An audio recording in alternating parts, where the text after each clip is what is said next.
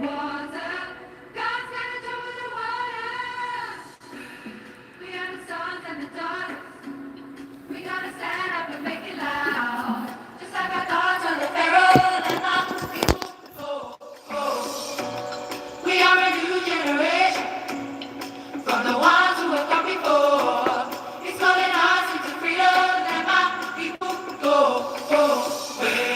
can see y'all better.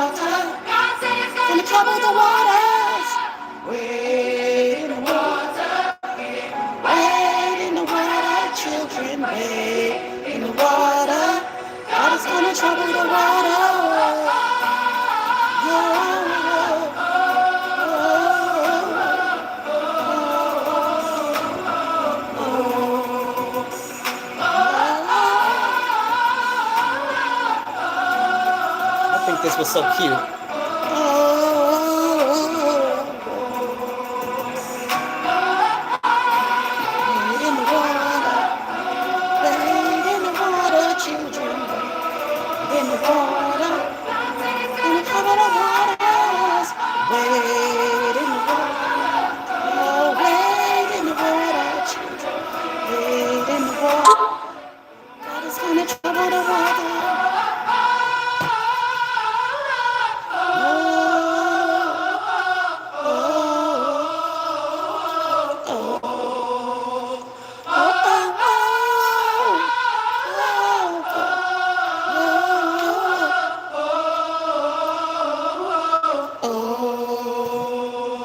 To God be all of the glory this evening. How are you this Saturday night?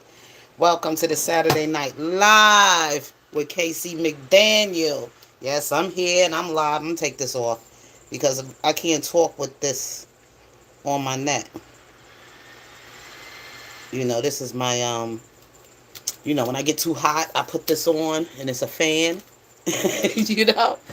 Yeah, so anyway, how are you? We're going to have this Father's Day discussion this Saturday Night Live.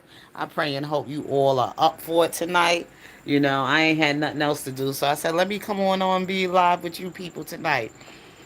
You know, it's a whole lot to talk about. But mostly we want to talk about fathers because they don't get the recognition they truly, truly deserve. And especially to those men who labor for the Lord, you know, because that's where I'm at. The men, like I see, this graphic behind me, the children are coming forward with envelopes to give to their pastor of the church. You know, the parent, I just thought of that idea, like, if parents can do that, but I'm probably not too many do that. I'm supposed to be at my church tomorrow.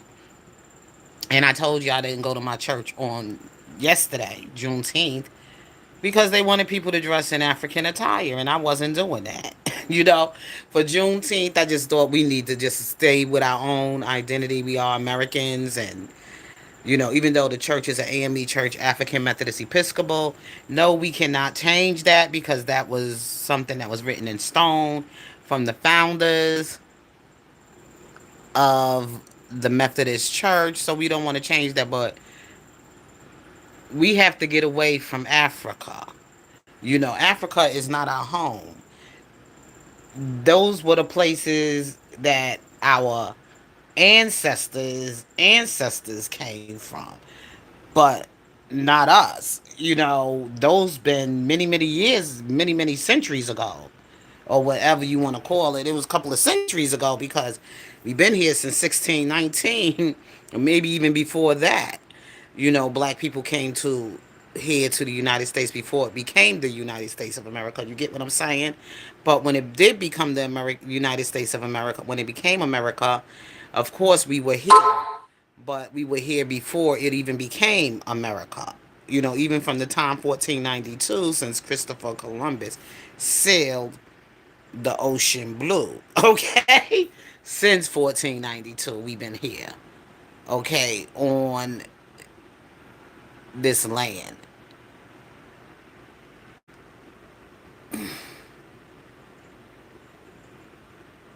Yeah, I'm lying. Okay. Whatever. I don't want rude and disrespectful people like this. I want to have a discussion and I don't need these kind of interruptions. Just move on. Who is we? We is like a way I'm talking about being black and dark skin, black and dark skin, melanated people. We were here before 1490, in 14, before, probably even before 1492. People moved all the time around the world through the ocean, through horses, or whatever way they came. But believe it or not, white people were already here. I mean, black people were already here. Trust and believe that, okay? Trust and believe that, of course, white people wash that out of history. They want to make history all about whiteness, white supremacy, just like they did with Jesus. They want to make a Jesus look white. You go in the Bible, you look at that. That is not the description of Jesus. Jesus didn't even live in Europe. Jesus lived in the Middle East or somewhere on the region like East Africa in the Middle East.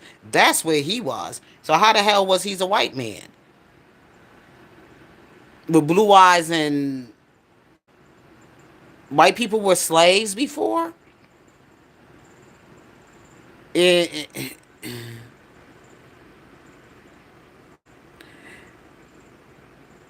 racist white people always get pissed off when you got to give them the history of black history. If you don't care to hear black history, then don't come into my channel and come into my chat if it's offending you. This is my channel, and I'm going to talk about me, and I'm going to talk about my people, and I'm going to identify Jesus in the skin that I'm in. So if you don't like it, you can keep it moving, okay? So goodbye. You trying to teach people something and they don't want to hear it, then goodbye.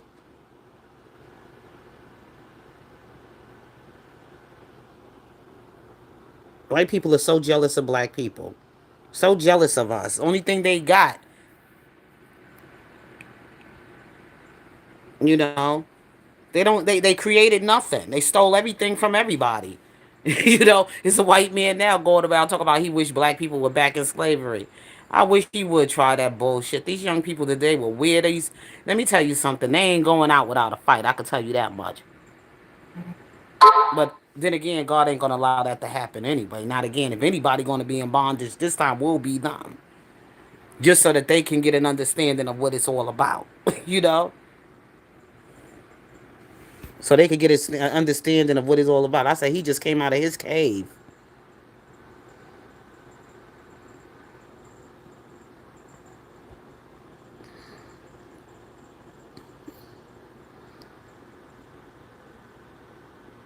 Y'all did steal. Y'all always stealing. They're over there trying to steal now in Iran. And they not having it. So goodbye.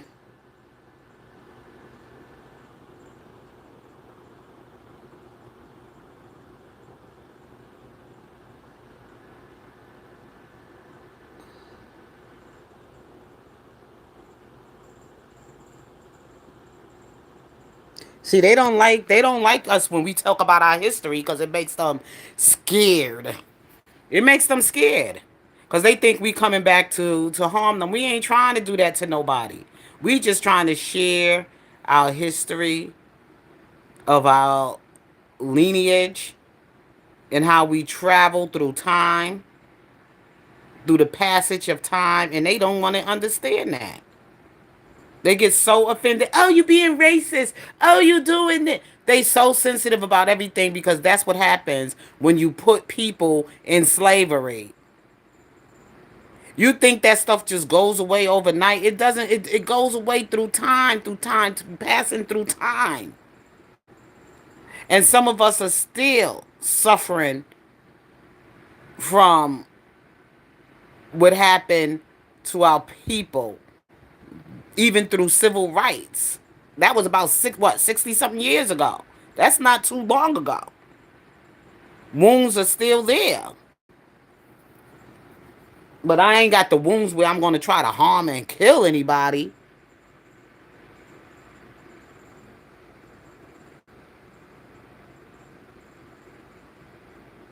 Well, go live over there then. I don't give a fuck about Iran. Shit. Give a damn about what people doing in their own goddamn country.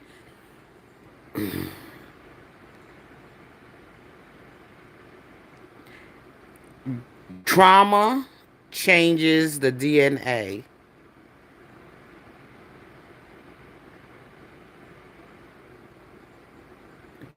Yep. You know, people don't realize that we're spirit dressed in flesh. We are spirit dressed in flesh. That's why you have to try the spirit. Because what you see may not be what you see. That's why you have to hear the what comes from their mouth, comes from the heart. That's how you know the spirit.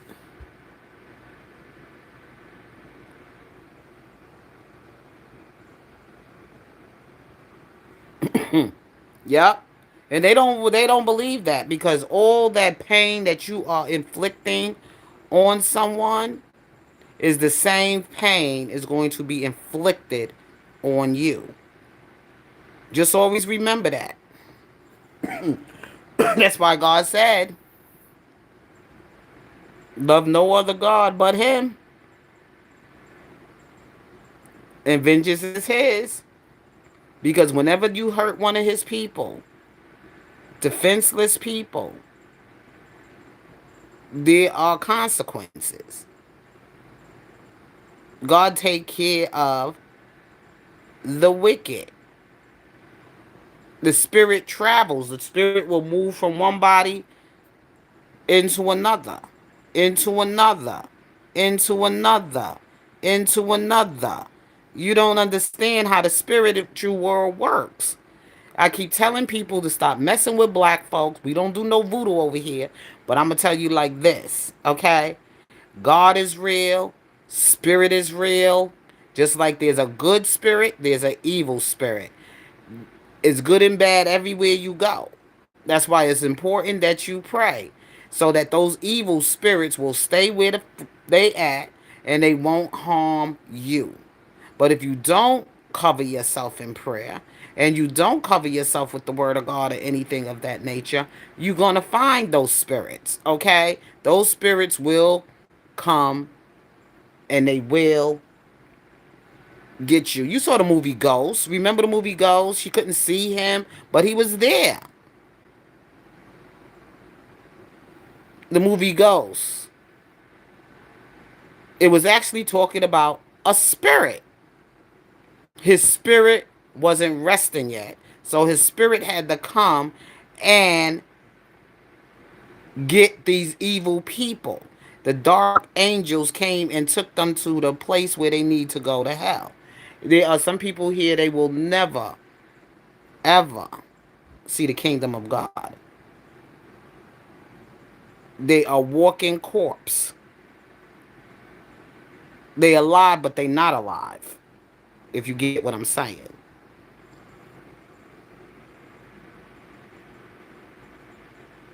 Yes, it's with Whoopi Goldberg Ghost. Yep. You know what? We're not here to talk about Carmelo. Okay, you trying to look for something. You out of here. We ain't here for Carmelo. Okay, you could go to another channel for that conversation. Don't come over here. I'm talking about pre-Father's Day, and I'm also talking about a lot of other things that I wanted to cover. But you want to talk about things off topic, and we're not talking about Carmelo today. Okay, we're not doing that. See, I'm not trying to milk that content.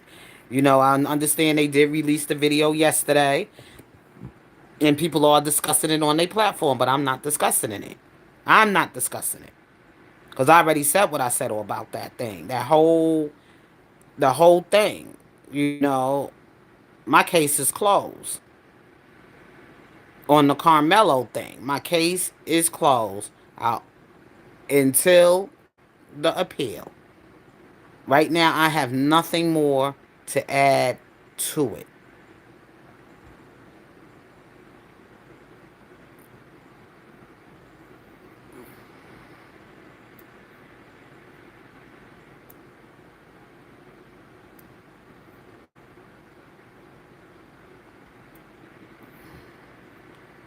White boys bring weapons to school all the time, shooting up the whole goddamn school and killing people and children and the educators in the building. So what are you saying? What are you saying? That's what y'all do. Y'all so disrespectful and disobedient. Your parents raised you wrong. Ever since, well, white people want us to come back and be slaves so we could raise their goddamn kids because they don't know how to raise them. Should have whipped that ass at a long time ago. Talking about, no, I will wear your ass out. Y'all can whip every goddamn body else. Why don't y'all whip y'all goddamn kids? Y'all used to beat the goddamn slaves, and you mean to tell me you can't put that whip to them damn children of yours, them badass kids? Spirit of rod, spoil a child, right? They could beat on black folks. They could shoot and kill, but they goddamn kids is bad as hell. I saw one in the store the other day, and I was, ooh, oh, disrespectful. I had some in my classroom too. I had a classroom full of them. Okay? Full of them, but they didn't play that shit with me. They heard my black voice, they shut the fuck up. When I came in that classroom, they parents in there. Well, I told you don't bring no damn food in this classroom, right? I told you. I wait to, yeah, they get the notice and everything. They want to bratty up their kids, but I told them I stopped them parents at the door. Oh no, oh no, I stopped them at the door. Okay, look, he can't have that. I'm sorry, no. If you're gonna have him eat it, go back to the car and have him eat it in the car. Because I can't bring food, outside food, into the classroom because these kids they move quick. They move quick, and I have a lot of allergies to deal with, and I don't want nobody's child getting in a hold of somebody's child food, and they have allergic reaction from it, and I have to look for that EpiPen and all that other bullshit. You feed your kids at home. When you bring them to the classroom, let them eat before they get to the classroom, and whatever. Because I just don't believe in outside food in the classroom. When I was coming up as a kid in school, we couldn't bring candy in the classroom. My teacher one time saw my whole bag of candy and came and took it and threw that whole bag of damn candy in the garbage. I was mad as hell and wanted to beat her ass. Couldn't say shit to her because if I would have, I would have got my ass kicked when I got home. So I had to take it. Okay? I never forget her name, Miss Herskowitz. I never forget that Jewish teacher I had. She came over there, snatched that bag of candy from me, and threw that whole goddamn bag of candy in the garbage. But that's the whole thing about what I don't understand about like educators. Like when I was like working in the school and everything, and I had to work in early education center. They learning early education from pre-K, preschool to kindergarten or whatever. Right? All these white teachers, black teachers too. But when you went inside the white teacher classroom, them kids were wilding the fuck out. But when you go inside the white teacher, I mean, when you go inside the white teacher class, the kids wilding out, doing what the fuck they want, climbing on shit. They talking about autism, and I said they still can learn. They're in school. We not babysitters. Okay? It's like, what the hell? The white teachers. Okay? Well, we gotta let the kid. You see how they fucked our kids up? Your autism ass and every goddamn thing else. You could get fucking trained, okay? How to sit in a fucking chair, how not to throw. Even the retarded children when I was growing up, the families that had they family members in their family that had, well, they don't want you to call them retarded anymore. They want you to call them challenged. You know, challenge behavior or some kind of special needs or whatever situation it is. Back in the days when I was coming on, they ain't play that retarded shit. Your retarded ass had to listen and learn just like any other fucking typical child. Okay? Or you would have got an ass whooping too. Retarded didn't fucking stop that damn belt. Okay? When you told you could learn too. The fuck out of here. They can learn. They just don't learn as quickly. But they know. They know what they're doing and they know when they doing it is wrong. And if you gotta keep telling them, they even say, "Oh, I'm sorry, I'm sorry, I'm sorry. I didn't mean to. I'm a spanky." White people get in people business trying to tell motherfuckers how to raise their kids when they don't even raise their goddamn kids right. They don't. I see the kids yelling and talking disrespectful in the supermarket. The little girl, mommy, telling her, "No, honey, you're gonna have to. No, we're not gonna buy that today." Talking to them like that and shit. And the child said, "I want it." Something went down the wrong door. I gotta go get a water. But anyway, let me go. I'm gonna have to go downstairs and get a water. But anyway, y'all, like I said, she wanted. And instead of mom saying no, put it down. We're not gonna have it. I said no. No, she's like, no, we're not gonna have that. What did I tell? Talking all the time. I was like, fucking, didn't I fucking tell you we ain't getting it? Black mothers ain't got tolerance for that bullshit. When they talking about that, you don't want to give them no authority, you know, whatever. Now, I'm not gonna do that all the time, but sometimes it's necessary to let them know you ain't playing. It helped us grow up. It helped us grow up real quick. Okay.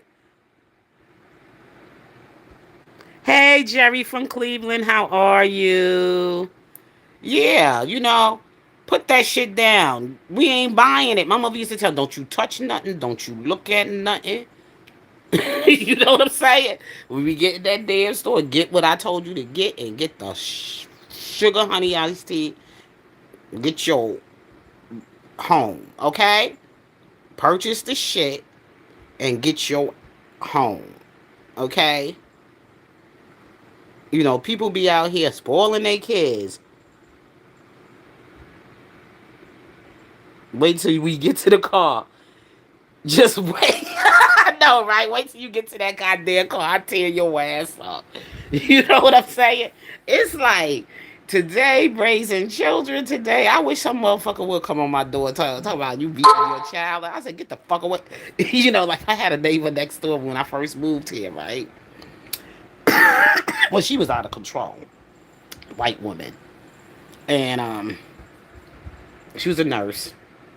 But she also had been I think she was abused, a wife that was abused. She was married to a very abusive husband, and her son. She used to keep that boy in that house.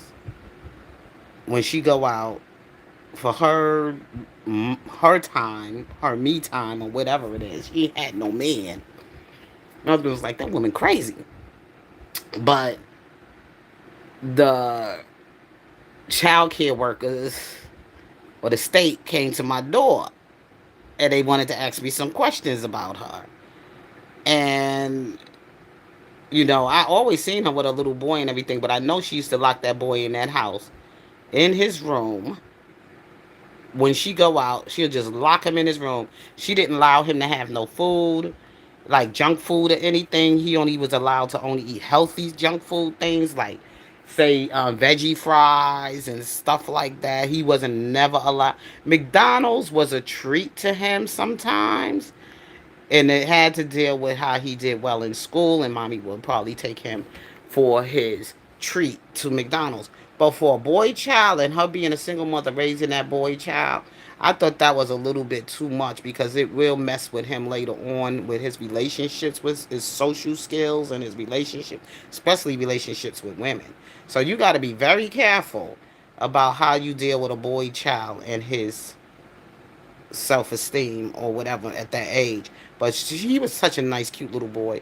And I used to always talk to him and say, oh, I would like for him to come outside. And, sometimes I would just get her to get him to come outside so I can play with him. Like, actually play with him. Like, actually throw the ball with him. And we'd play a game of catch or whatever. And then she had, like I said, the state came to the house. They asked some questions. She wasn't there. But I did say that it was kind of like he was a lonely kid. He used to say he was bored. He used to always tell me I'm bored and this, that, and the other. Oh, can I come over and watch TV with you? Or can I come and play a game with you? Or whatever. I'm a grown ass, old ass woman. Respect to you too, Time. Happy Father's Day. That's right. Let's honor those fathers. That's right. Let's honor those fathers out there. There's a lot of men out there doing some wonderful things for themselves and for their family and everything else. There's some real good fathers out there. And let's appreciate them and let them smell their flowers while they're here. And let's celebrate them. Yes, there's some great fathers out there. Great fathers that really take time out to be around their children and to care and provide and do all of other things. Yeah, every daft day, enjoy. And then you get those negative women that come up there. This one girl told me she wish she could build a man. I said that's how you could build a man through your children. Build your son to be a man. you know Well, anyway, like I said, the kid was taken away because the court case came to the father, and the father came and got the son. And they went through a battle in the courthouse, and they felt that the best place for the child would be with the father because then he have his freedom. He can eat whatever he wants to eat as a child. And she was over here freaking out. She was coming here to my house, knocking on the door, talking about this all the time. I was glad when she moved because she was here all the time talking to me about her ex-husband and how he's feeding the little boy all this junk food he getting to eat. I said, I know he having a good old time with all that sugar. She said, yes, and he's just giving him too much sugar. And she was just she was just freaking out over it. And I was like, but it's okay. That's how father's going to have he bonded with his son, and they building a relationship, and of course he's going to want to take him to any favorite place he wants to go because of the simple fact that he got him away from you, and you're a woman, and this is a male thing. I try to find a way to talk and say that at least. You like my hat? You mean my bonnet? Yeah, so I said he's having his man. His father is excited and having fun and taking him to go get ice cream. She said he's not supposed to have that much sugar. I don't. She's a nurse, okay, and she was a little wacky. But she was very. One thing I do say about her now that the new neighbors I got, oh, disgusting, nasty, filthy. But when I had her, she was clean, okay. She was clean. She mowed her lawn. She kept her yard nice and clean. She kept everything immaculate. Okay, she was clean though. I could say that much. She took very good care of her property. And she took very good care. Didn't hear too much noise from her.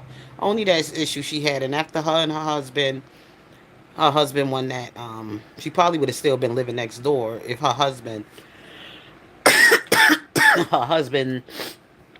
didn't get custody of that child because I guess he got tired of paying all that damn child support and alimony. So he took his son. And she probably didn't get all the money because now he don't have to pay her nothing because he got the child. White people do what white people do. you know, he got the child in his custody. And I guess now that he got the child in his custody, he don't have to pay her ass nothing. I don't know if it goes like that. I'm not sure. I think he probably still have to pay alimony for her. I'm not sure. But she couldn't. Well, when he got the child, all of a sudden she moved. She sold her house. She sold her house and she moved. Where is my Black Panther? Y'all gotta see my Black Panther. Mystic! I told everybody, I said, I got the Black Panther. Come on. Let them see you, Mystic. I want y'all to see Mystic. I told everybody, I said, I'm a part of the Black Panthers. Come on, Mystic, because he's a black cat. Mystic. Come on, Mystic. He don't want to come out. He don't want to come out. Oh.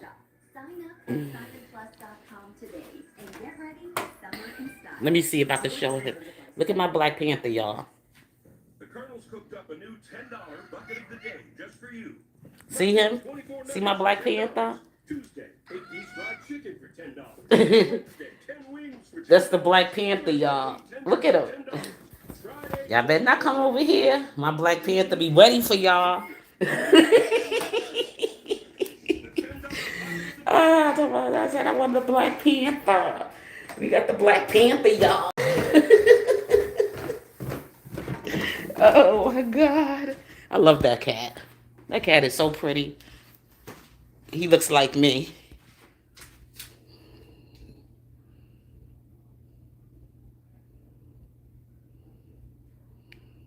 I grew up with chores. I have been the backyard, the front yard, the back. Always went back, honey.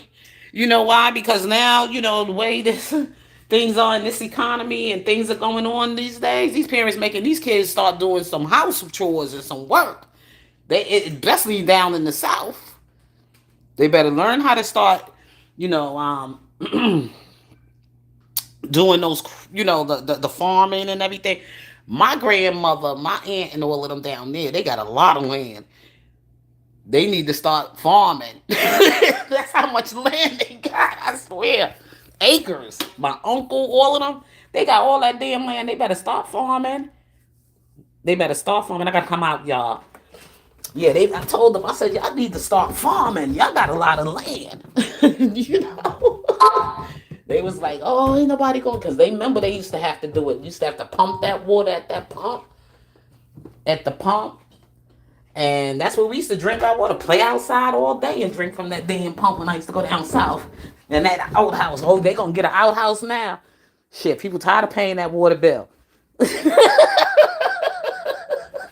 They gonna go back to that White House, to the outhouse, to go to the bathroom, to the toilet.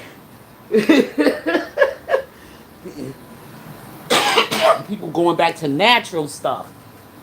Getting tired of all of this damn artificial, what is it, intelligence and trying to take human beings' jobs. And it was fun, right? It looked like it was like forever. When we was growing up, we always had something to do. Every single day, something different to do. I grew up in New York. In my early life, we started in the house. We couldn't afford the taxes, the house, whatever. So, got rid of the house, my father anyway, and we moved into the housing projects because they were great. At that time, those projects we moved in Brooklyn, those projects was just basically brand new. They were brand new. They were just filling them up then.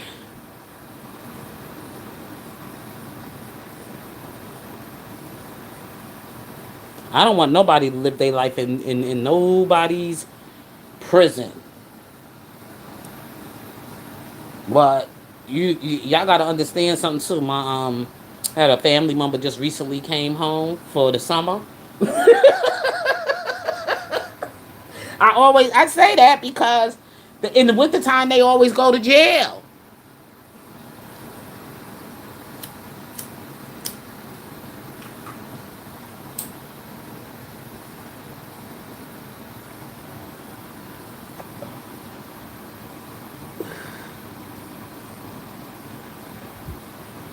Right? I don't see too many kids come outside like they used to. I was in the park the other day and I ain't seen not one kid. All I seen was her man walked his dog and that's it. What happened to the playground, especially around this time of the year after school, the weather's warm and everything? You mean to tell me people can't sit in the goddamn playground with their kids anymore?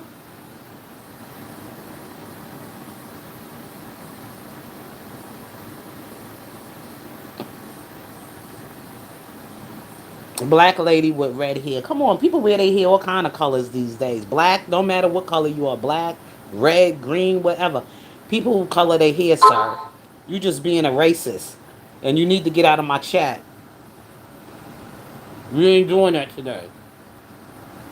Y'all so obsessed with black people.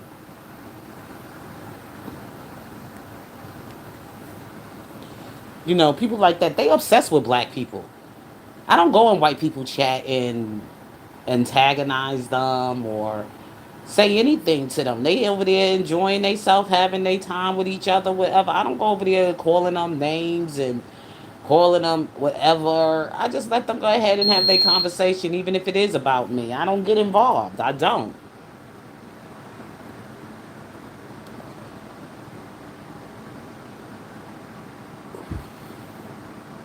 Exactly, time. You know, remember those days? You know, your father, as soon as he came home, shit, everybody was quiet. Nobody was out. It was quiet like a mouse. Nobody was playing no music, no doing nothing. Not even when my mother was home. My mother didn't play that shit. Y'all go outside and play. That's how she was. Don't play in this house. My mother's house was immaculate. And she had 7 daughters and 2 boys. That was a lot of work. But, you know, she made us clean up most of the time any damn way. Shit, my mother didn't do that nasty shit. Couldn't leave no dishes in the sink overnight. Hell to the no. Whip your ass and make you get up and wash them damn dishes out of the sink. Remember that movie Crooklyn? That's a black story growing up in Brooklyn. Mm-hmm. Crooklyn. Yup. They went to sleep. Their mother came and wore their ass out and told them to get up and clean that goddamn kitchen. And that's exactly what my mother would do to us. When we didn't clean them dishes and we was watching a movie and fell asleep that night, at night and everything, my mother get up in the middle of the night, see them dishes in them damn sink. Boy, my older brothers and sisters used to get their ass wet. You know, right? When you look back at the time when we were growing up, it didn't kill us. It made us become stronger human beings. It made us learn how to deal with discipline, structure. It kept us in line. And we took our education very seriously. It wasn't no come home and just go right outside and play bullshit. It was like come home and do your damn homework and let me see that you got it and let me see the homework. You know what I'm saying? And if your teacher ain't giving you no homework, your parents will sure be at that school asking questions. Today, these parents don't do shit. They just let people just give their kids anything. Juneteenth was lit.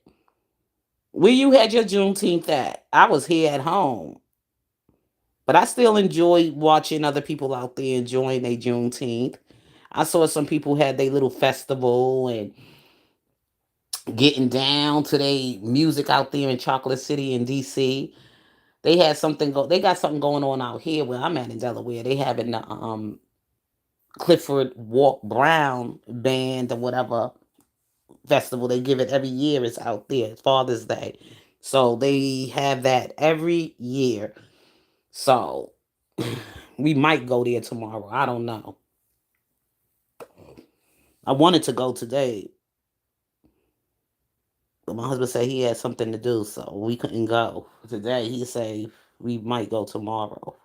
That's if that's if his stepdaughter doesn't take him, because his daughter from his ex-wife, you know, she might take him out for tomorrow for Father's Day. So I'm gonna just leave that for her day, because he did raise her. Even when they wasn't together, he still took care of her.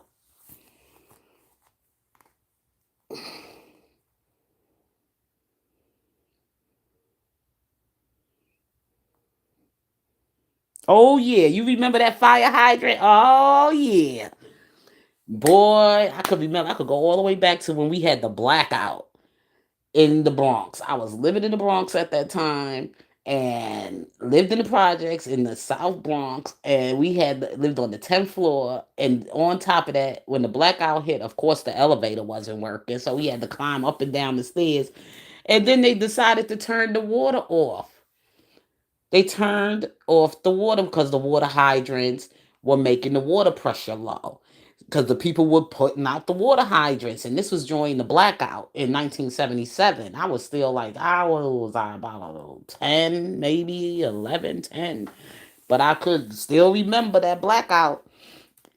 And that's when the son of Sam, the Zodiac killer, the son of Sam, whatever the hell he was, that was living in Yonkers, that was taking on women and he was killing them. He was a serial killer, and they called him the son of Sam, the serial killer. And that was going on. And so one of my friends, she actually went off the block, and her mother was looking for her. And it was in the evening time because the lights were back on. So people, so when the lights came on and everything, people were still kind of scared because of that son of Sam was out there. He was out there killing people and stuff. He wasn't killing no black woman. Most women he would kill them were blonde and white and blonde. He said the dog told him to do it. He was a post office worker. And people say, oh, he was such a nice guy. Didn't know he was a damn, living next door to a damn serial killer. You see what I'm saying? But I never forget her mother found her ass and broke her motherfucking nose. That shit was crazy. And I never forget when people used to drive by. Some people used to actually want you to spray their car because it was so damn dirty and dusty. They'd be like, yeah, let the water hit the car. Get a car wash. But we used to love playing in that hydrant in the summertime, that sprinkler in the summertime, in the playground, in the sprinkler. That's how we used to go in the sprinkler. And I ain't never like going in that dirty pool. I was like, ain't nobody gonna get me in that shitty ass, dirty ass pool. People were nasty, man. You know, ghetto folks, when you in the ghetto, urban life, whatever, people could be very inconsiderate. That's the whole thing about when you growing up in a sanctuary city. I didn't know it was a sanctuary city. I didn't learn about New York being a sanctuary city until President Trump became the president. I swear to you not. I just thought this is just the way it is in America. I didn't know anything about immigration. To be honest with you, even though I married a foreigner at one time, I still didn't know about immigration. I still didn't know. That's probably why he married me anyway, to get his green card, because I didn't know much. I was too young to really understand immigration and the laws and the rules and everything else. That's why I've been paying so much attention to politics lately, and especially on this season, because there's a lot of stuff that came out that I just didn't know that was going on, and I didn't know what was going on. Because I was always wondering where all these people come from with all these different cultures and languages, and why they don't stay in their own country. And, those things you never paid. I never paid attention to foreigners. Not on that level. Where President Trump is at, I never seen it that way before. Like people coming here illegally and overstaying a visa and ICE agents and stuff. I knew nothing about ICE agents. I knew nothing. I knew about ERO. That enforcement I knew, because I know they come around when they used to come after these high profile gangsters and stuff like that that's in the United States of America, and they coming for those kind of people. But I never really seen it at this level. I never saw it at this level where ICE agents arrest people in the street and drag them out into in the immigration courtrooms and stuff. And I grew up in New York all my life, and I swear I've been around nothing but foreigners, and I never knew that they were coming because they were just here on a temporary visa, or they was here for sanctuary, the new word, the new world order, sis. Yeah, I didn't know how. I really didn't know how they was coming. I thought they were just coming because they were moving to the I thought it was just like, hey, they want to come to the United States of America. They get approved for their citizenship. After they worked here for a certain amount of time, then they get their papers, and then they become American citizens. Or they marry somebody, become the American citizen or something like that. Or they came here on a school visa and they came here only just for school, and then they go back to their place of origin. I didn't know that these people were staying, overstaying, and the ICE agents had to come and get them. you know? And I didn't know it was New York that was sanctuary, meaning that in New York, they were safer in New York to stay because nobody will mess with them. You can't remove them out of the city, and you can't deport them out of the city, or some crazy shit like that. And I was like, that's not cool. That's not good to the American people at all. That part I could agree with President Trump with, because that's not cool to be bringing a whole lot of people with a whole different bunch of foreign cultures and languages and ethnicity and everything in one country. That's won't be your country anymore. It will become nothing anymore. You got to be careful about people living in your country and people actually being in your government that don't really belong here. It's like, what are you doing?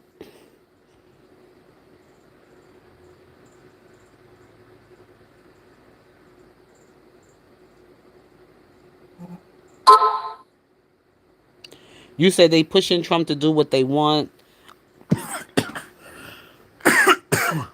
Who's pushing Trump to do what they want? You mean the rhinos, the Republicans, or the Democrats? Which ones? To be honest with you, I think they both the same. One playing good guy, bad guy stuff. They both bad guys. How about that? They both bad guys. They not the same Republican Party, and I already explained that. That's not the original public Republican Party. The original Republican Party was black. It was black. It was for black people. They formed their own political party at that time in the South, and then as time progressed, white people took over. Because everything black people have in America, white people always find their way in and try to take over. Just like I see a white man now advertising HBCUs, schools to go to because of this cultural, is this, that. I said, once white people come in and start taking over them HBCUs, it ain't going to be the same. It's just some things just change once you get a certain group of people in. They going to bring their weird shit. We ain't about that weird shit. Okay? Talking to seances and shit. We don't do stuff like that. Okay?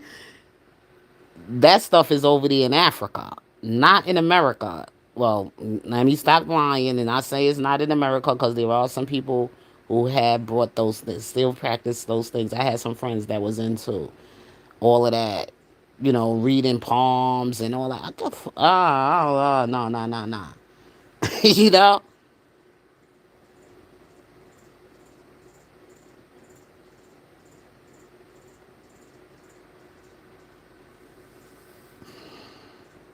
All humans should love each others and live together and give to each other.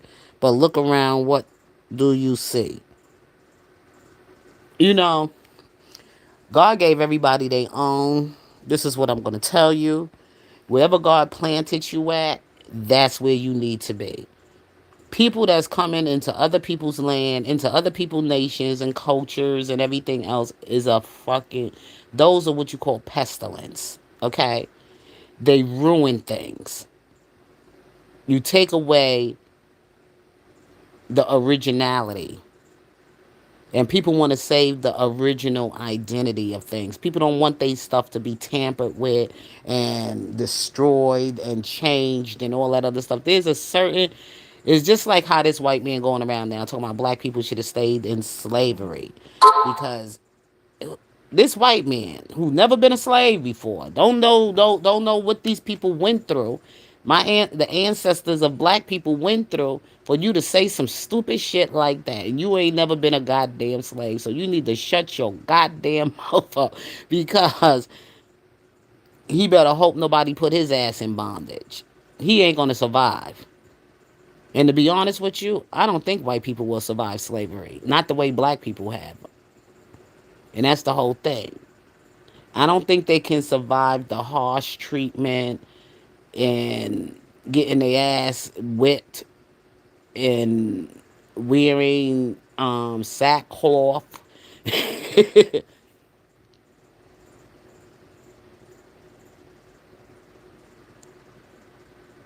Yeah, but like I said, I don't know if you was here from the beginning. I said we are moving in time. We moving in time. You know, God changes things in time as the human mind starts to develop. We don't stay in the same place we were when we came from that place. We develop more in our brain. Slowly but surely, we not supposed to stay in the same mindset 1,000 years ago. That's why I say slavery wouldn't work for anybody today. Nobody's going to be a slave today. And that's why people work. They have jobs, they have employers. Okay? They have the CEO of the company, they have supervisors, they have the managers, some places the directors, whatever. Nobody should be owned by any other human being. Nobody should own you. Now, you join the family of the company or whatever, that's one thing. And you an employee there. But owning people and hitting people and harming people for to make them do what you want them to do is not a good thing to do. And God did not make slaves. Men made slaves. God made men. Men made slaves.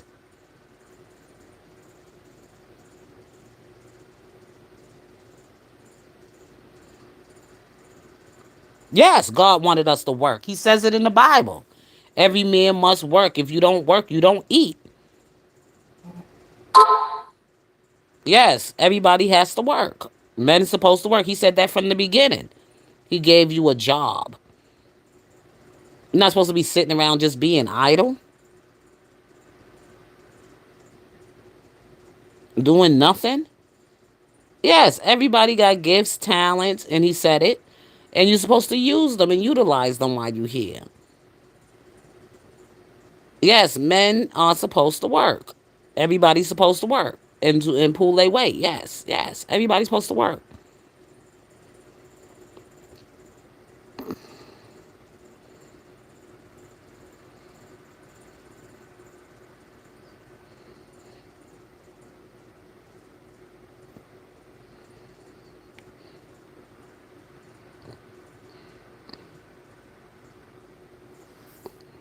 Who is addicted to drugs? Y'all having this conversation. I'm trying.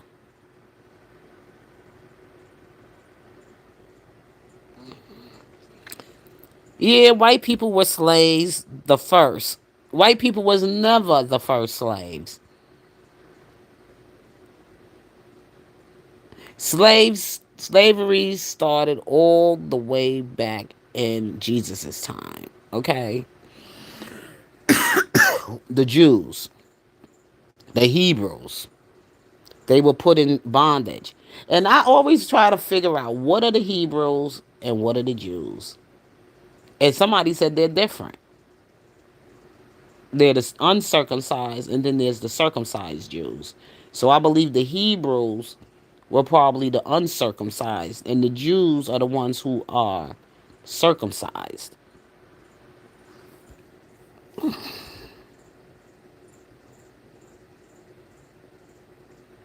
You see, I do now understand how people do get into slavery. When you start to like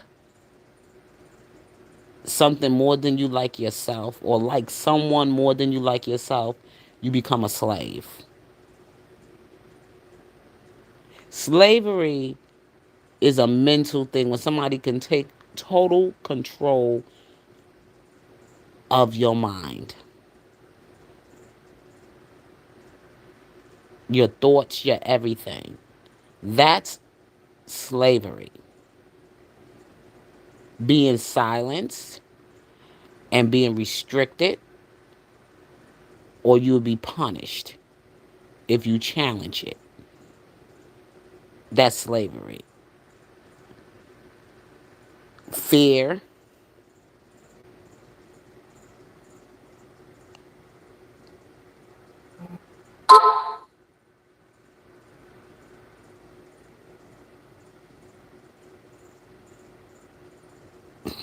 See,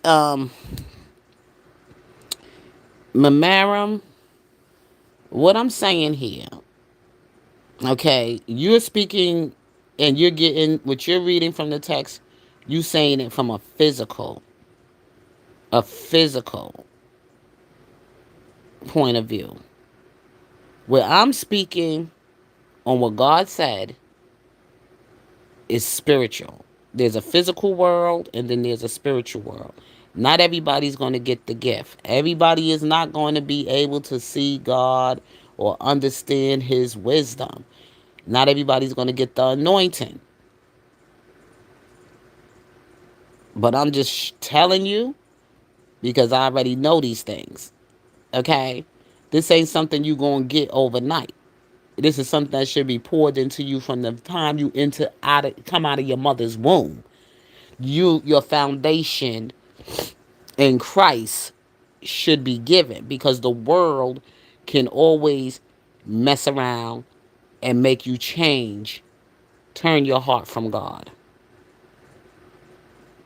Something tragic could happen in your life and your heart can turn away from God. But when you're rooted in the word, can nothing change your mind. Can nothing make you not believe there is a God. There's nobody going to try to make you denounce there isn't a God. Okay? When you know Jesus and when you know his word and when you know that Bible and you read it daily and you study it, not only just on times when you're just going through a difficult moment, a season of your life, and you want to read the Bible, that is your compass through life. And when you telling me about Adam and Eve, that is man and woman. From the beginning of the story of Genesis, God gave them man. He named her Eve because she is woman. When you read it, then he talk about man, Adam, which is man, okay? And then he made woman for man, and he also made woman for man and man for woman. But man, without knowing, without him knowing certain things. See, the apple can be either or, okay? The devil made him eat the apple. Or, I mean, Eve eat something about the apple. Where Eve had the devil have her give Adam the apple or whatever to eat the apple. Whatever the way that story goes. Everything God is talking about in that Bible represents something spiritual. Okay? When he told them to not go into the garden of, don't eat from the tree of knowledge, but eat from the tree of life.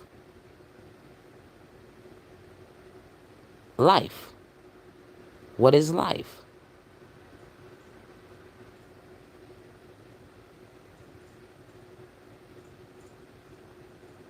And that forbidden fruit that they were told not to eat in life, or you will sin. Sin. There you go. When you do things to disobey God, when you step out of your purity, and then when you go into something unknown, and the next thing you know, something might happen, and then you might become, either you could fall into it real heavily and deep, or you just be there for a little while and you come out. As simple as that. So whatever you do, there's consequences behind it. When you disobey God, you want to experiment with your sexuality, you got to be careful, because you might get into it so much till you don't want to come out and go to hell. You see what I'm saying? It's things that we put ourselves and get involved with when God give us certain kind of instructions, because he knows what's best for you. You went into that garden. You were told not to. That was already disobedience. The story is talking about disobedience and going and exploring with things and places and doing things that there is consequences. Okay? There are consequences for everything we do. And we should be able to obey and even be able to not go back and do it again and get messed up in it again. Once you learn from that mistake, you move on. Some people don't learn, they go back at it again. And when God said no, and God has a reason why he says no at that time to you. And that was what the girl preached about on Power Hour, about going back and doing things the right way. Because sometimes you got to go back to get it right. Sometimes you just might have to go back. Like kids get left back in school. They got left back because they didn't perform very well in their academics. There was some things in the classroom, maybe something was going on in their life and they got blockage there or whatever that caused them not to do well in academically. So what happens? They have to stay behind until they can learn to move forward. And that's where some people are going to be left behind so that they can learn and then they can move forward. Like the ones who sit on their platforms now saying certain things they should not be saying. There's consequences.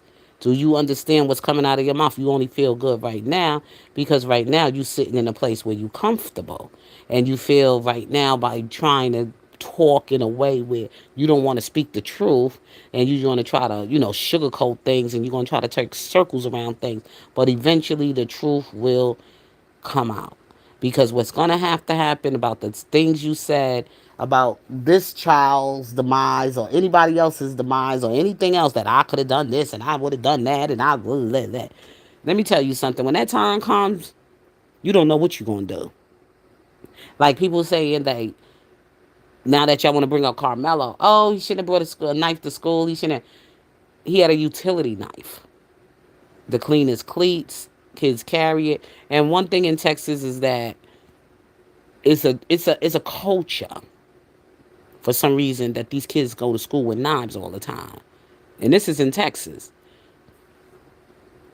You know how many stabbings go on in school in Texas? All right, we went over the thing with Jose Ramirez. Jose Ramirez and that thing incident that happened with Case and Allison.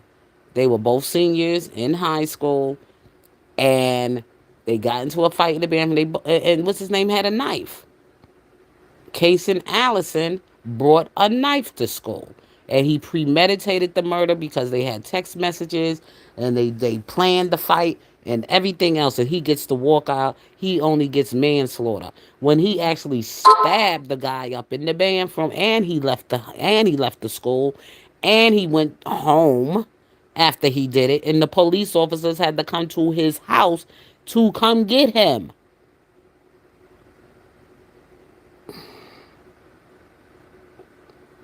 Anytime it's a white boy that doing something wrong and he didn't get the same punishment as the black boy, and the black boy is in jail and he's doing time and he has to go through the whole process of the system, and the white boy didn't have to do none of that. So don't come and tell me nothing about it still ain't right to bring a knife to school. You these days you bring in anything to school.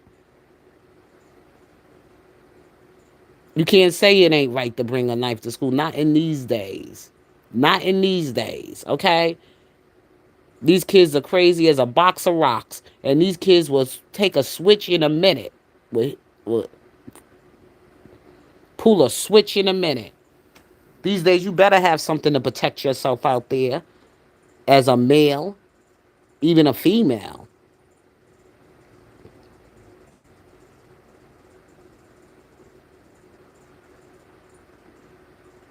I don't know nothing about guys. I can't answer that for you. You must don't live in the United States because if you did, you wouldn't be speaking the stuff you saying about not bringing a knife to school. You got to be kidding me. It was a utility knife and it was legal and it was probably no more than 3 inches.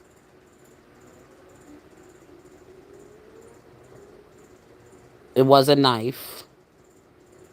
And Austin shouldn't have never had his hands on him. Shouldn't have put his hands on him. And he was sitting over there minding his own business, and Austin came over there to to be to bully somebody. And now he won't be bullying nobody no more. Now he's 6 feet under, and he won't be coming back. And I think they working on something on Hunter ass because I think Hunter has something to do with it too, and I think he's gonna need to be cross-examined because there was some things he said at on the interview, and they didn't interview him one time. He was interviewed quite a few times, and they do those interviews just to see if you're going to stick with the same story. And he switched the story up at least 3 times. 3 times. They probably just didn't want to overwhelm him because it was, well, they twins anyway. And when it's something like that happens, even though they are twins, they still try them separately. Because I think with the Menendez brothers, I think they trial was separate. I don't think they had the same. I don't think they trial was on. They both was on the same. You know what I'm saying? On the same, sitting on the same trial, and they were just brothers. I don't think they wasn't twins. They were just brothers. Or were they twins? They were twins. Put it in the chat if you know about the Mendez brothers, the ones who killed their parents. Them boys went out on a shopping spree. They was living it up. And then they try to make up a story that their parents were their father anyway. And the reason why they killed their mother is because she wasn't the fit. You know, she was a weak woman, and she didn't. He was abusive to her, and the mother really never, did anything about when he abused the children or some shit like that. They said.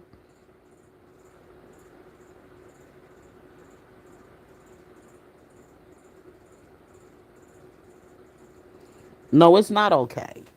It's not okay, but it happens. You know what I'm saying? It's just happened, and you living in some dangerous times. You living in a time where, you never know when somebody going to try to harm you, and you got to defend yourself. And I seen it for myself here in Delaware when I was waiting for the bus. And this is like a long time ago when I first moved out here, not too long before when I moved out here. And I just was down in the city and just trying to find myself around.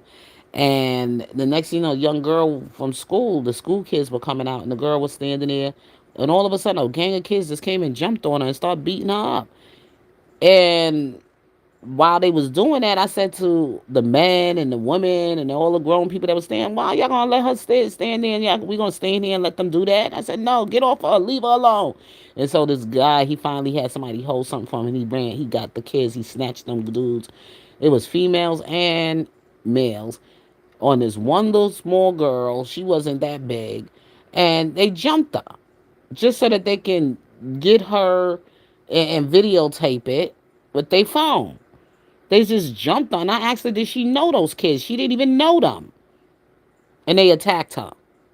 So I'm just saying that these kids today, they growing up with a totally different way in their mind because of the things they get from social media and they want to follow and copy or whatever. So you got to be careful when you say it's not, right to bring a knife to school. Now, if you was said that back in the 70s and the 80s and the 90s, maybe you would say, yeah, that's right. It ain't right to bring a knife. But in 2026, with the young people today, with the killers out there today, they young with guns, knives, you name it, ARs.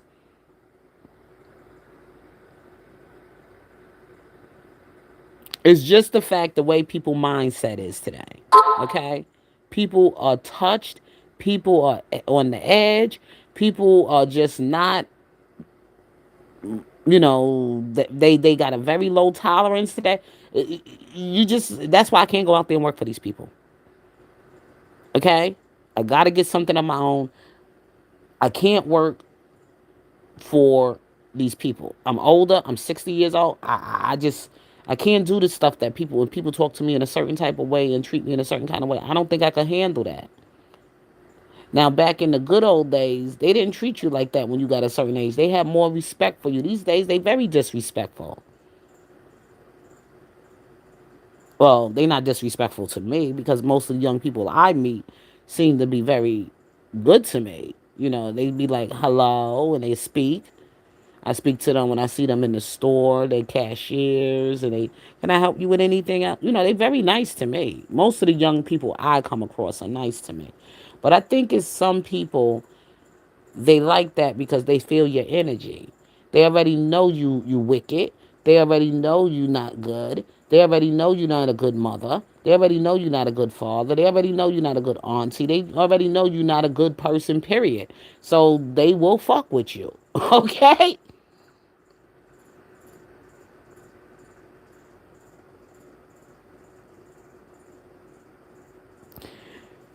We could preach that all day, but they gonna find a way to bring them in school, Michael Mole, because they gonna find a way. They smart. They're gonna test their boundaries. It's just the way kids are. They not adults like me and you yet. They haven't developed that mindset yet. They haven't developed that intelligence yet to know how to use it.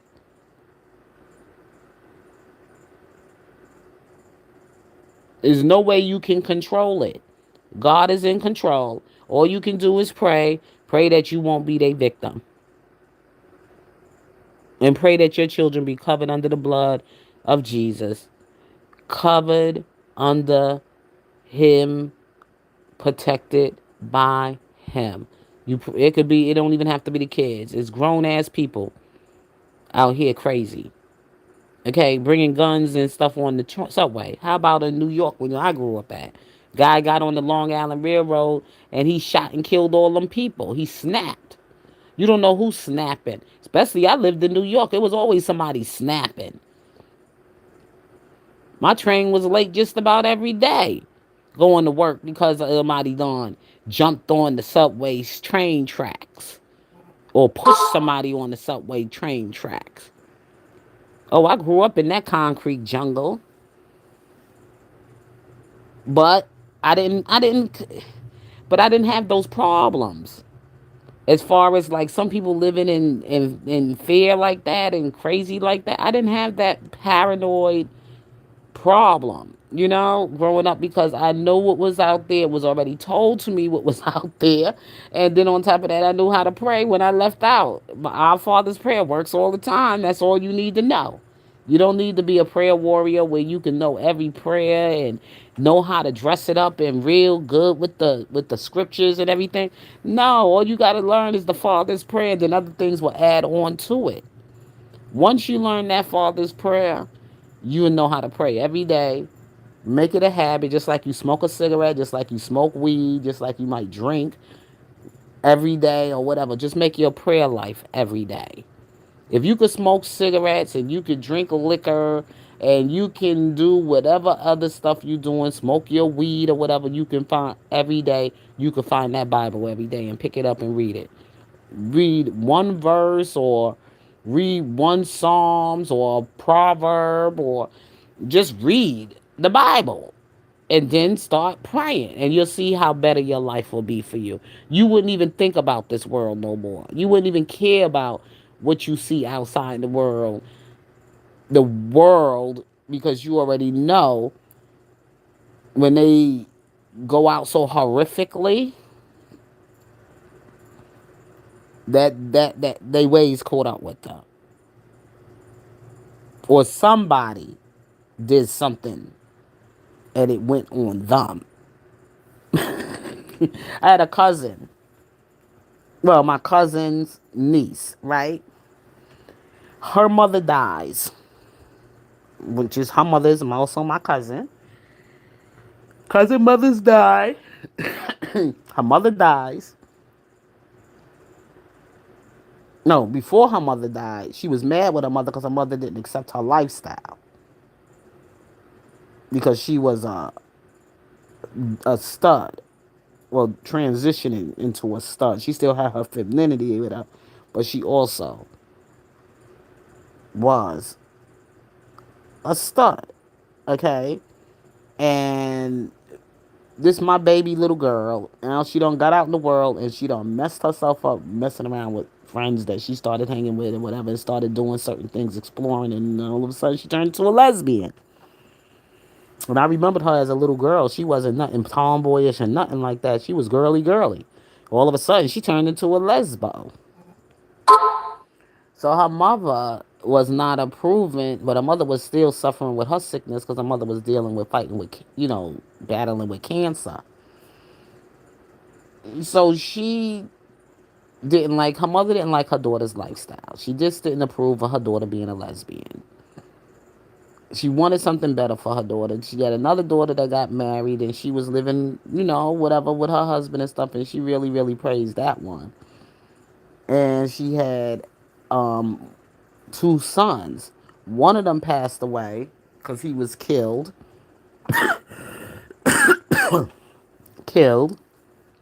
And then she had another one. He was just a baby making machine. He was just out there making babies with everybody. Okay, so anyway, the lesbian daughter got in some trouble right before the mother died. And the mother was on her last leg. Like, really, really just on her last leg with her battle with her cancer. Okay, she was slowly but surely deteriorating from the cancer. So when she did die, the daughter was locked up in jail. And even before she went to jail, I'm sorry, before her mother died, she was like, well, if she died, I ain't going to even come to her funeral. I'm not going to even bother to come to her funeral since she got so much to say about disowning me because of my lifestyle. Something she said about not coming to the funeral. Okay? So, her mother did die. She locked up. She got locked up. The day her mother died is the day she got locked up. And when she got the news, when she called for somebody to tell people that she got locked up and she needed bond, the family said she gonna sit there until after the funeral. And that's exactly what they did. They got her out. But she couldn't go to her mother's funeral. Family would not approve her to go to her mother's funeral because she said that. She spoke it. She said, even if she died, I ain't gonna come to her funeral. I ain't gonna do none of that.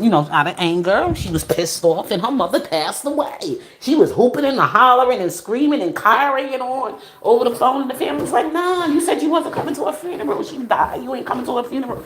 They made her ass stay right goddamn there until her damn mother funeral was over and the burial was over. Then somebody finally came and got her ass out.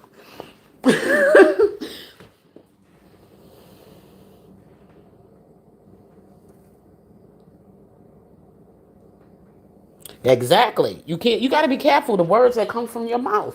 You sit up there and talk about your mother died, you ain't coming to her funeral, and then the mother died, your ass got locked up in jail on the same day. The same day. The mother died on the day she got locked up, and she up there, but my mama died and I gotta get out. She was up there screaming. She called about, I don't know, the people from the prison and everything. You just got there. They ain't letting your ass out till you see that goddamn judge anyway. Well, she got locked up for whatever she did, and she couldn't go to her mother's funeral. And she was pissed. She was cussing the family out. She was calling people, cussing out people. Your mother so and so. I hope y'all freaking rot in hell. And drama, drama, drama. Right? Drama, drama, drama. Those were the good old days. That's the days when family didn't come back and kill you.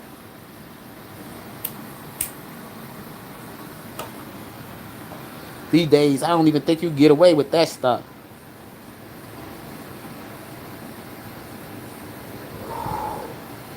When she get older, she is older. My cousin now, she should be around what? In her 40s. She got to be at least in her 40s now. She got to be at least in her 40s, going in her 50s. She getting up there. Yep, she should be in her 40s, going in her 50s. Wait, how old is my niece? Wow. I'm 10 years older than my niece. My niece will be 50 in August. And she's older than my niece. She should be, my niece will be 50 in August. So, oh wow, she should be about 52.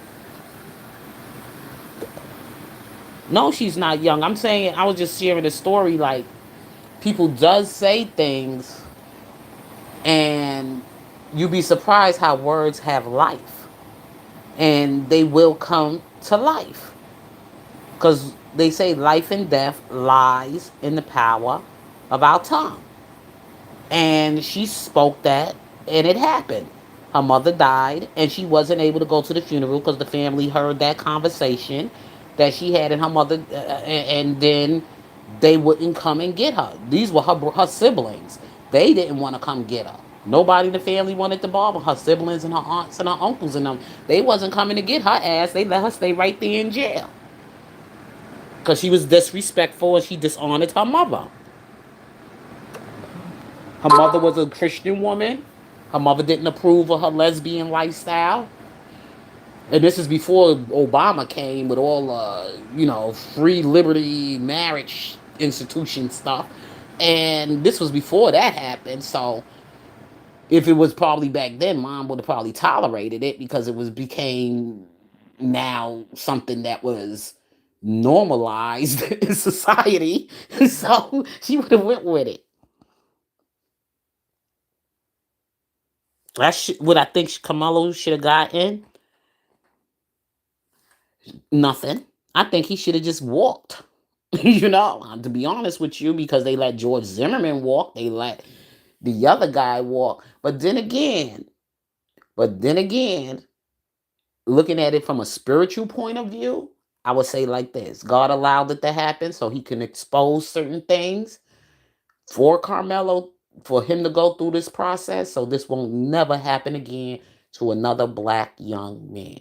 It had to come to a point where it has to stop, where they stop using self defense all the time and letting these people walk.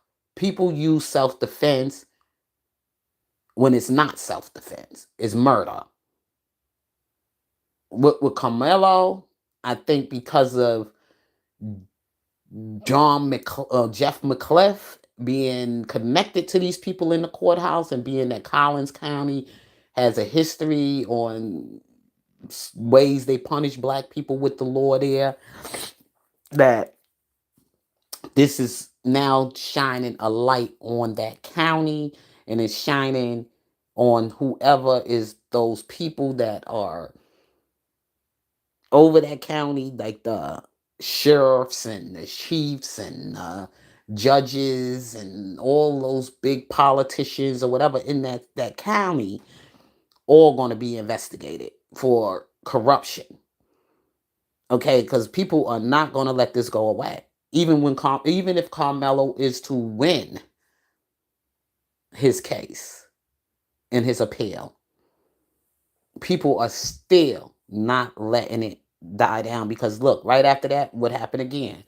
So many other things had just happened. You know what I'm saying? And black America, and people don't want to believe it, but when black American people start rising and they start getting fed up, the world follows. The world follows, because we are the influencers of the world, especially when it comes to civil rights, constitutional rights, anything that has anything to do with you doing something that is wrong, especially when you're not showing fairness with the law, it will be confronted. And black Americans do that.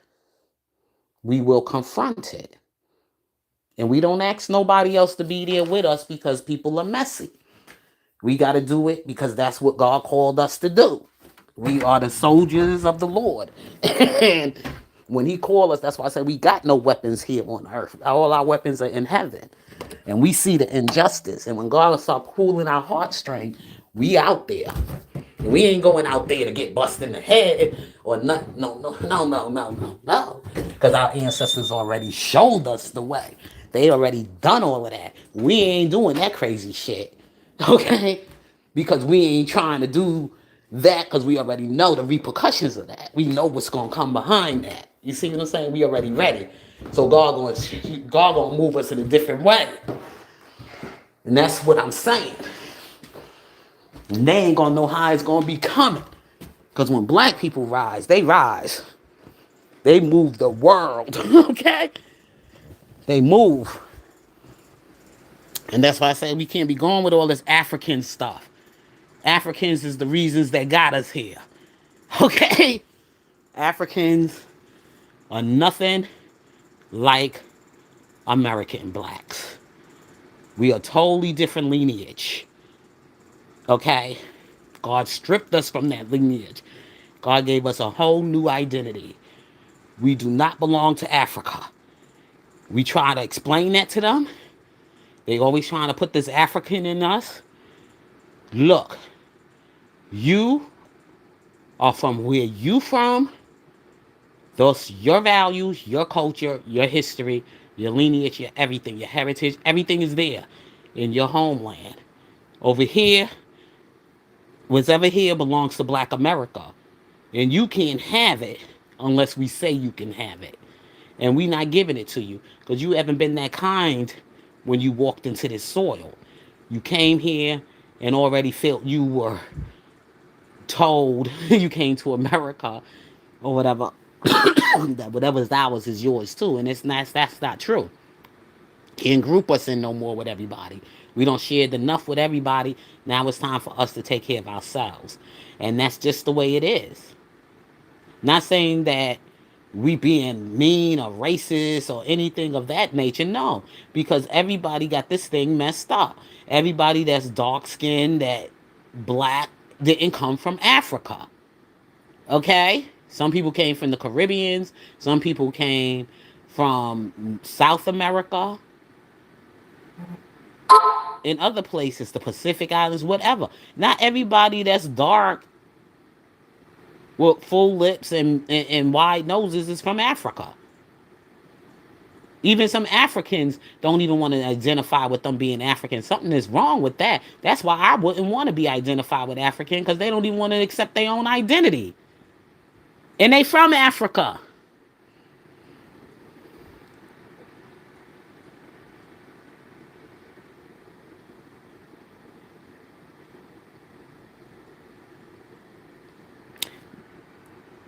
The names changed. As time changed, names changed. Okay? When other people changed the name of certain countries. There's even states that have changed their name that was names before they became the state that they are.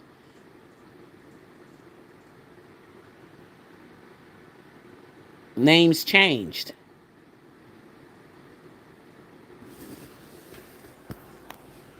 The language changed. The thee, the thou, the da, da, da. Do we speak thee, thou, the thou? The thou, the that stuff. That's why we had to have the Bible translated in a updated New English version. The the language changed.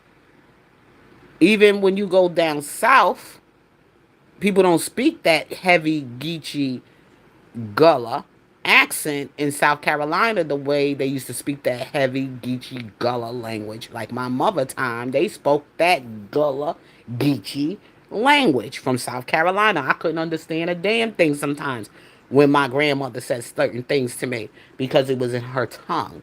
And it was a tongue that was kind of like different. For me, up north, and listening to her from the South, where they had that real Geechee Gullah accent. People, language changed. That old English is a new English. Even now, people don't even spell out the whole word. They use acronyms. I spell out the whole word. I don't like using acronyms because I don't like to not know how to spell. But people do that. They use acronyms now. People don't spell out the whole word. You be asking, what does that mean? It's like LOL when that word came out. People was just using it so much. I was like, what the? It means laugh out loud. Oh, that's what it means? You know, like certain acronyms, like certain things people be saying, I don't understand. I be like, what is they saying? See, language change. People become creative. And this is what I'm trying to tell you. So whatever name it was, whatever. We dark skinned people, we were Cush before. Okay? In the Bible, we were considered to be Cush. People from Cush. That was the dark continent. The dark continent over there by the sea and all that. And I'm still trying to figure out about the Red Sea that was parted. I don't think the border probably did part, but they went around another way around the water so they could build their new lives on another side than over there. That's the way I'm looking at it. But it'll come to me some other time. It'll come to me. And just like I said about what's going on with America now, America is falling apart. Got too many different languages here, too many different cultures here, too many different people that's sitting in our Congress and everything that don't even belong to America. They don't even from America, and they making laws in America, and that's where it's going crazy. It is driving. And you know, me personally, I think they doing it because President Trump. I just think they did that because they don't like him, so they're going to do all they can to make his presidency don't be so successful because they don't made him an enemy of the world. Okay, the oldest surviving Bible was, yeah. You know, it's just that's the way I'm getting vibes from them. Like Ilhan Omar should have been out of here if she wasn't supposed to be here, and all that corruption she caught up with in Minneapolis, Minnesota, wherever, and they found all the fraud and da da da da da and all the Somalians and whatever. I never seen that this woman was still sitting in Congress, and she's not going yet. and she's not going yet. I don't like the fact that she's there because that to me is crazy. But they set these people in place because I think they wanted to do that to hurt President Trump's um, administration or whatever his time he's serving in office, whatever. Those people were set there to block him. Yeah, I know Jesus was black. Ain't no white man been saving nobody in the world but making problems. That's the way I look at it. He brings nothing but problems. He go to foreign countries, he make business deal, he's greedy. That's just who he is. He can't help himself. All these alliances and with all these other countries and everything else like that, I just think it's so ridiculous. People need to keep their own citizens in their own country and stop, trying to shove people on other people to take care of them in their country. No, America needs to just take care of America right now. Point blank, period. And everybody else could do what they can for their own country right now. America ain't got no business in this war, but they in it and they over there with the what they call again, what these people are again, the people from the other war that Biden started over there, that Biden got involved with Lewinsky, whatever his name is. I don't know. They just love going for power, war and power, war and power. It's like I used to hear the older people, the older generation saying, "Why we in so many goddamn wars? It ain't even got nothing to do with us, but we in it." And then they bring them over here, and they drop them off inside the ghettos of America. They let them live in the black neighborhoods, and the black people ain't going for it no more. They gonna have to take them in their neighborhoods now, because we ain't having it no more. We tired. We done. And y'all can't get nothing better in here than black America, okay?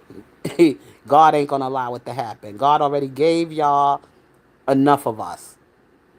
We don't need no more. We ain't gonna turn America into Africa, okay? Africa is Africa. Let Africa stay over there. We ain't turning America into the Middle East either.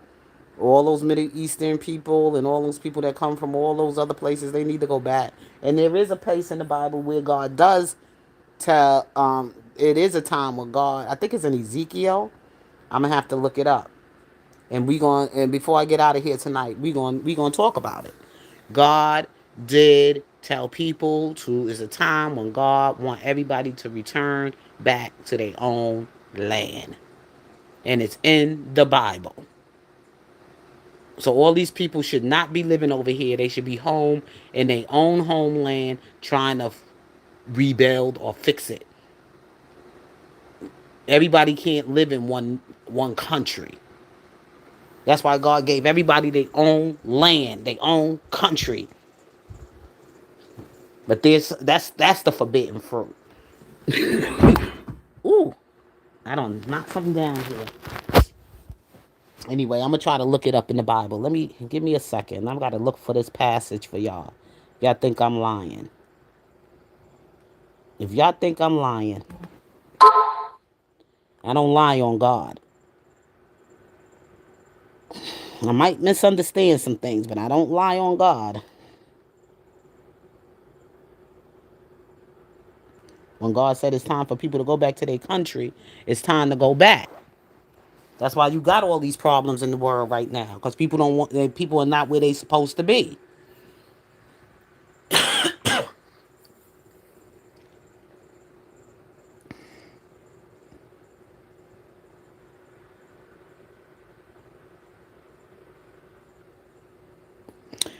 I understand what you're saying. It's not about African or American. Well, right now it is about being African and American, okay? Because it has a lot to do with our language, our culture, our traditions, and our identity. It has a lot to do with it. God also says that everybody got their own identity. That's another thing with the forbidden fruit. That's another sin. Can't be happy with who you are. Who you with is your mirror, okay?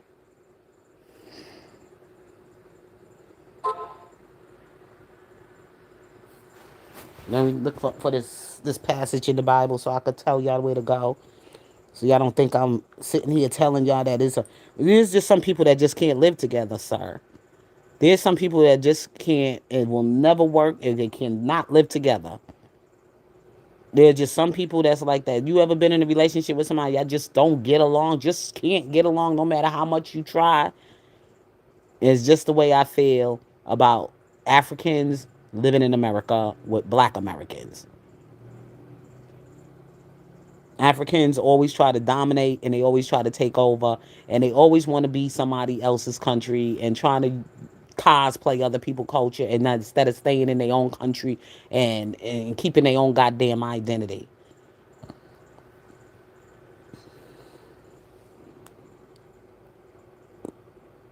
And they love being in the proximity of whiteness.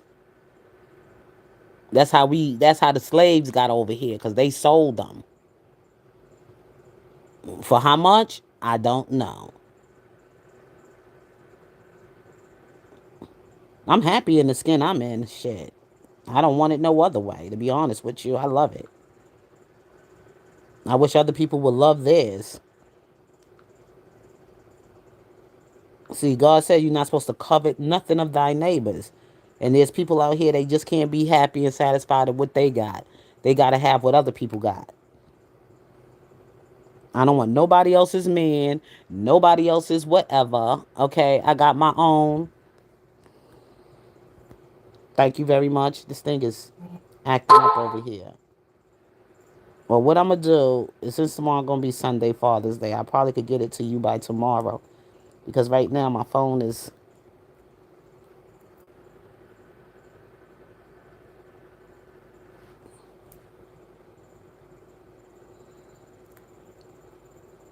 acting up badly.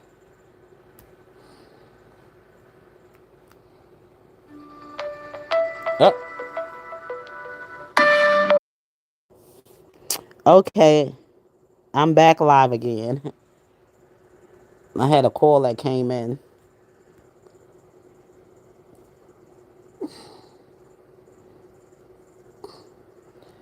I had a call that came in, and I'm trying to get this phone up so I can find that scripture for you.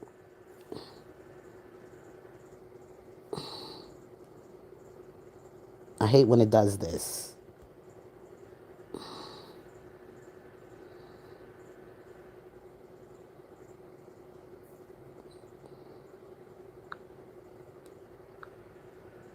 Oh God. I'm sorry, y'all. Just give me a second. A real quick second.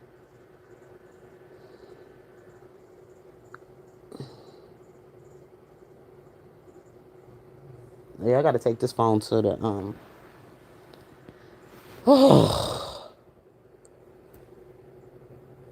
Just keep doing this to me. I hate when it does this.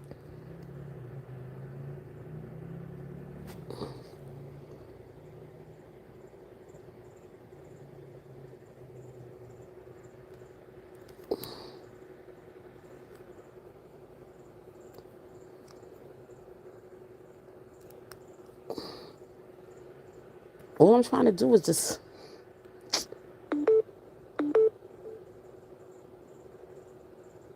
Okay. Well, you know what? It's giving me a hard time right now, and I'm just not gonna keep fighting with it. But what I would do is tonight, before I go lay down, I will definitely try to look it up so I can bring it back to you tomorrow. Um, I was supposed to be talking about Father's Day, but I got off track with that because I wanted to talk about honoring fathers, making sure we always support these good men and appreciate them while they're here and let them smell their flowers. And I also gave a shout out to a lot of platforms. If they're your favorite platforms, that you can leave a nice donation. I mean, not donation. I would say you like to leave them a nice whatever blessing or whatever you want to give, a monetary gift or whatever. For the, it don't have to be much of anything. It could be $5. That's all you got. That's all you got to give. but it gives something, and I'll be appreciative. But I'm just saying, with everybody tomorrow, we want to celebrate our fathers tomorrow. And of course, we celebrate the Heavenly Father for all of those who don't have their earthly fathers or never knew their earthly fathers, but you got a Father which are in heaven, watches over you each and every day, and loves you more than you love yourself. And that's all I got to say. But I will promise to come back tomorrow on Father's Day so we can talk about that Ezekiel, that verse where God tells people it is time to go home to your own land. Everybody is only a temporary time. People stay here, but people are supposed to return back to their own original land. Nobody's supposed to be overstaying they welcome in nobody else's land. You come as a visitor and you get treated well and maybe come back again. But when you overstay your welcome, it frustrates people. It frustrates people because people, you getting in the way. You taking their jobs. You overcrowding the housing. You taking over their housing. It's got to feed all these people. All these people got to eat. There's food shortages where you got to, you know, the price of food is so damn high. The food is high and everything. These people got to go home and eat. They can't keep eating here in America because the American people is being compromised. You know what I'm saying? No. It's time for them to go home. And I'm glad for President Trump on that one. And send them out of here. Get them out of here. Drag, whatever. And that's what I don't like about the Democrats. They want to save the world. They play too much on emotions. There comes a time when you just got to stop. They don't get it. It's time for them to just stop letting everybody in, keep them borders closed, stop thinking about greed all the time, and think about people. They greedy. Greedy. We don't want no more foreigners over here. We just don't. It's just getting a bit too much. But anyway, y'all, your girl Casey, I gotta go. Gotta go to bed. I see the face. Gotta go to bed. Okay, y'all all tune in tomorrow. I will promise you, I will definitely have that scripture for you so you can understand what I'm saying about what the Lord, not what I'm saying, but what the Lord said. And his word is for sure. Okay, it's time for these people to go home and build their lives. With that being said, good night. God bless. And make sure y'all hit that like button on your way out. Peace.